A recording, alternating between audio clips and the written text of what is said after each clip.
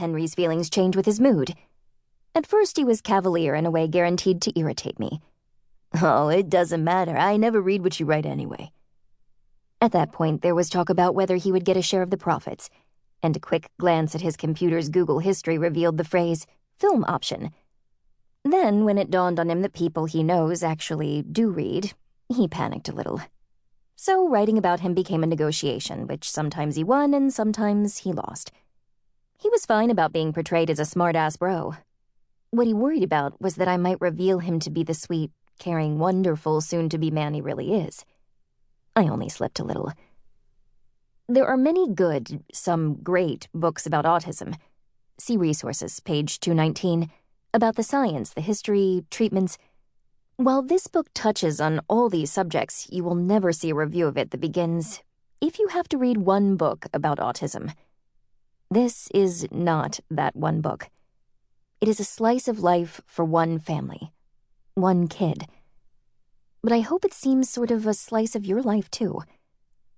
When I wrote the original story about Gus and Siri for the New York Times, Gus was 12.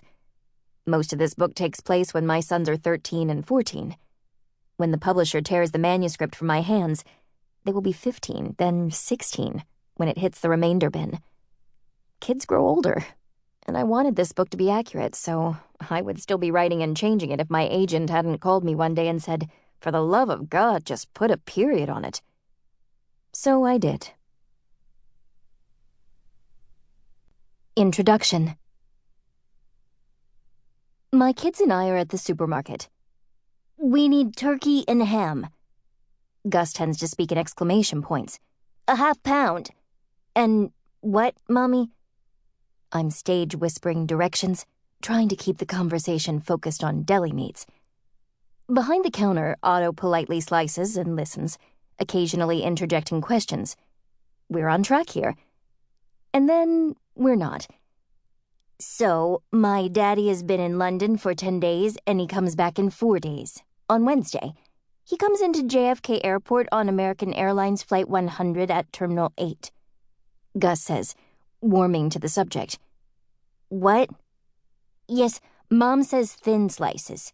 Also coleslaw. Daddy will take the A train from Howard Beach to West 4th and then change to the B or D to Broadway Lafayette. He'll arrive at 77 Bleecker in the morning and then he and Mommy will do sex." Suddenly, Otto is interested. "What?" "You know my daddy, the one who is old and has bad knees. He arrives at Terminal 8 at Kennedy Airport, but first he has to leave from London at King's Cross, which goes to Heathrow.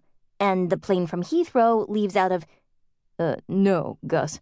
The other part," says Otto, smiling. "What does Daddy do when he gets home?" Gus presses on with his explanation, ignoring the little detail his twin brother Henry whispered in his ear. Henry stands off to the side, smirking, while Gus continues with what really interests him, the stops on the A-line from Howard Beach. I see the slightly alarmed looks on the faces of the people waiting in line. Is it the content of Gus's chatter or the fact that he's hopping up and down while he delivers it? When he's happy and excited, which is much of the time, he hops. I'm so used to it I barely notice. But in that moment, I see our family the way the rest of the world sees us. The obnoxious teenager pretending he doesn't know us, the crazy jumping bean nattering on about the A-train, the frazzled fanny-pack-sporting mother, now part of an unappetizing visual of two ancients on a booty call. Yet I want to turn to everyone in line and say, "You should all be congratulating us. Several years ago, Hoppy over there would hardly have been talking at all, and whatever he said would have been incomprehensible. Sure, we have a few glitches to work out, but you're missing the point. My son is ordering ham.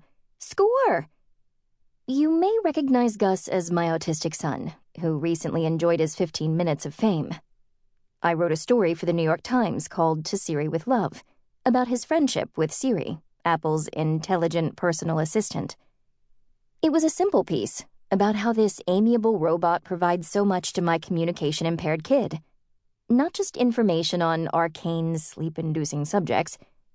If you're not a herpetologist, I'm guessing you're about as eager as I am to talk about red-eared slider turtles. But also lessons in etiquette, listening, and what most of us take for granted.